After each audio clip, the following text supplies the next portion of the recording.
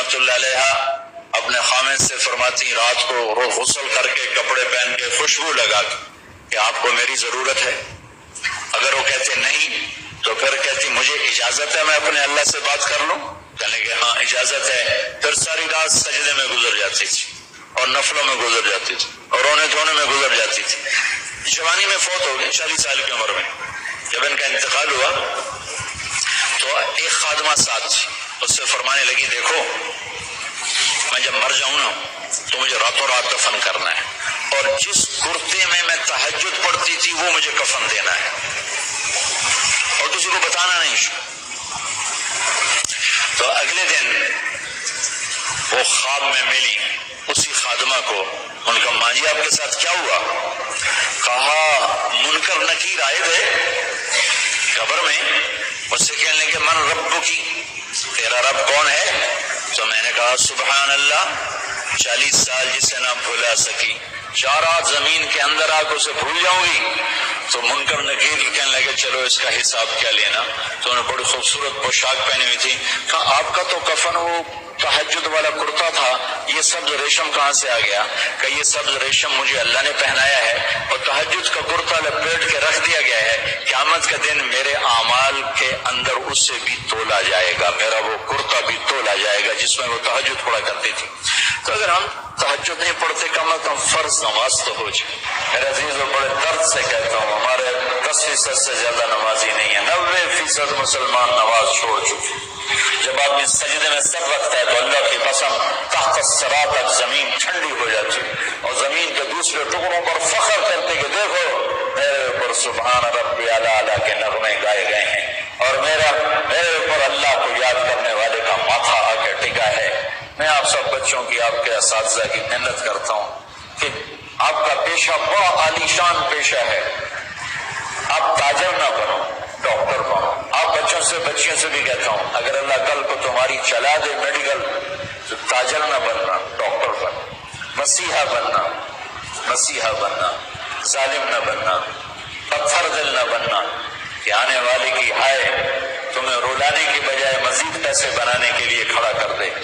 ایسا نہ کرنا اللہ کے واسطے, ورنہ میرا یہ دیش کبھی بھی زوال سے نہیں نکل سکتا. ہم نے ایٹمی طاقت بن کے دیکھا لیکن ذلت کے بستیوں میں اور آگے چلے گئے اور نیچے چلے گئے. نماز نہ چھوڑو, کسی سے بچ جا کے پڑھو. آپ کلینک میں بیٹھے ہوئے ہیں, آپ دیکھ رہے ہیں کہ میں شاید مسجد میں جانے میں مجھے مشکل پیش آئی, فارغ ہو کر اپنے کلینک میں نماز کی جگہ بنائے. اللہ کے سامنے سر رکھنا. آپ گھر میں ہیں, نماز میں عبد اللطیف صاحب بڑے اللہ والے تھے, ہم ان کے پاس بیٹھے ہوئے تھے, 2 آدمی آ گئے. تو ایک نے آ کر, یہ کوئی 30-40 سال پرانی بات ہے لیکن مجھے یاد اس طرح رہ گئی کہ اس کا ایکشن, اس کی دعا, ان بزرگوں کا جواب وہ ایسا عجیب سا تھا کہ وہ آج تک نقشہ میرے ذہن میں فکس ہو گیا.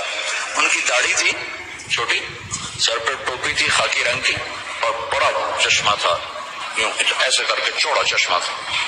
آ کر کہنے لگے حضرت جی دعا کرو اللہ رزق حلال دے تے بہت سارا دے, یوں ہاتھ پھیلائے, اللہ تعالیٰ رزق حلال دے بہت سارا دے. انہوں نے بڑے بولے منہ سے کہا حلال تو تھوڑا ہی لگو.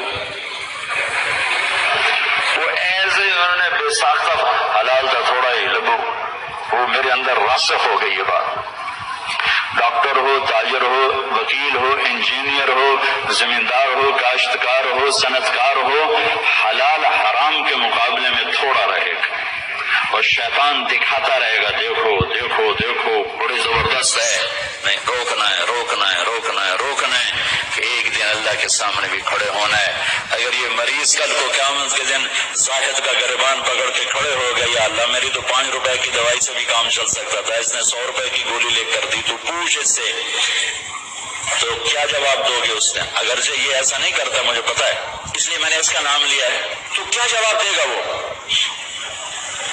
تو دوسری بتائی کلو من الطیبات, حلال کھانا ہے حرام نہیں کھانا. پھر تیسرا کھانے کا اصول بتایا کلو واشربوا ولا تسرفوا, کھاؤ بھی صحیح پیو بھی صحیح پر پیٹ بھر کے نہ کھانا ورنہ بیماریوں کا شکار ہوتے رہو. تو نا کھانا کو گوشت، روٹی، چاول، سیٹی تباہی پھیر دیتے. تو کم از کم اب ڈاکٹر تو اچھا نمونہ پیش کرو. تو پہلا اصول بتایا ہے انسان اچھا کامل نمونہ کب بنتا ہے؟ صحت اچھی. صحت اچھی کیسے ہوتی ہے؟ غذا صحیح. غذا